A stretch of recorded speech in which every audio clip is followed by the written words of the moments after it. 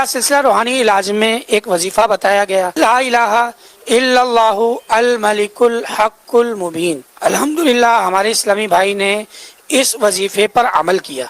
इनकी बहुत बड़ी रकम जो किसी के पास फंसी हुई थी, अल्हम्दुलिल्लाह इस वजीफे की बरकत से अगले ही दिन वो रकम जिस शख्स के पास फंसी हुई थी उसने वो रकम पेश कर दी।